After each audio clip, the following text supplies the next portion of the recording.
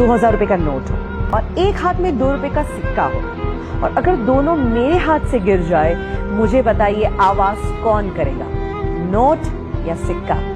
Of course सिक्का।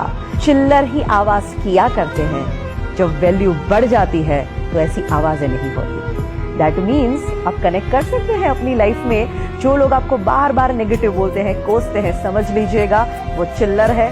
तुम्हें अपना वैल्यू बढ़ाना है। क्रिकेट का खेल चल रहा हो, प्लेयर्स खेल रहे हैं और ऑडियंस चीयर अप कर रही है, चिल्ला रही है, शायद कई बार ताने भी मारती है, सुनाती भी है, आवाज तो करती ही रहती है। कोई भी खेल में आवाज कौन करता है? प्लेयर्स आवाज करते हैं कि ऑडियंस आवाज करती है?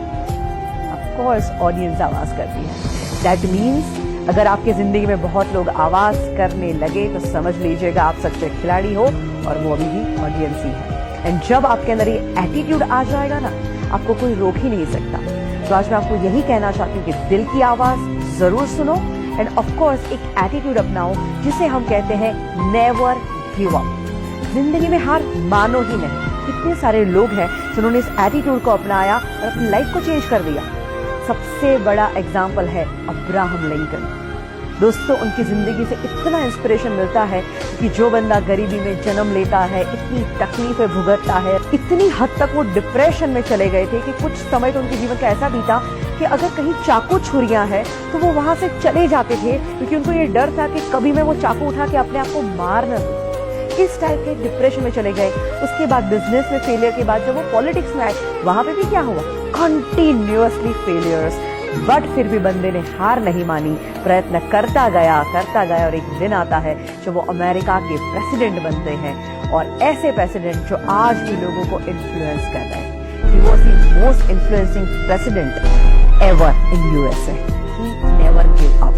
तो आप क्यों गिव अप करते हैं? हमारे ex president doctor APJ Abdul Kalam, उनकी जिंदगी में से भी बहुत कुछ सीखने जैसी बातें हैं।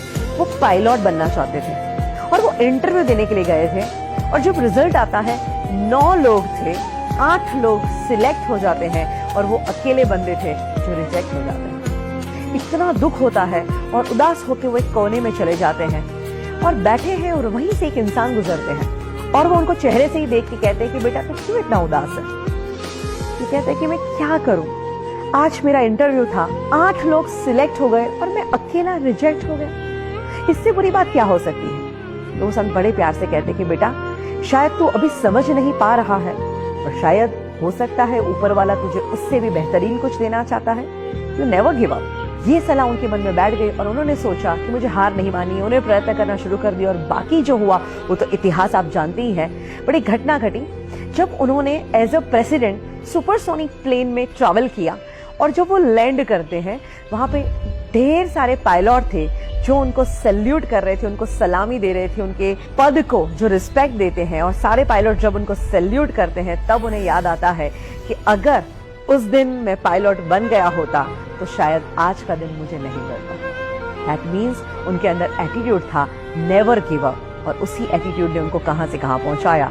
और सोचिए दोस्तों, अगर यही एटीट्यूड आप भी अपनाएं तो हम लोग कई बार चीज गलत ना हो जाए, मुझसे गलती ना हो जाए, इस डर से भी बहुत कुछ नहीं करते। बट याद रखिए, गलती वही करते हैं जो कुछ करते हैं। तो कुछ करने की हिम्मत रखिए। मेरे पास जब लोग सीखने को आते हैं, हम अपने सेमिनार लेते हैं, वर्कशॉप कंडक्ट करते हैं, और यही एटीट्यूड जब हम लोगों के अंदर जगाते हैं, हमने देखा है इतना ट्रांसफॉर्मेशन आता है। जिंदगी के वो माइनस फेज में चल रहे थे और जब वो एटीट्यूड जिंदा हो जाता है और आज वो टॉप के शिखरों पे बैठे हुए हैं। Today is hard, tomorrow can be worst, but never give up, because the day after tomorrow will be the sunshine.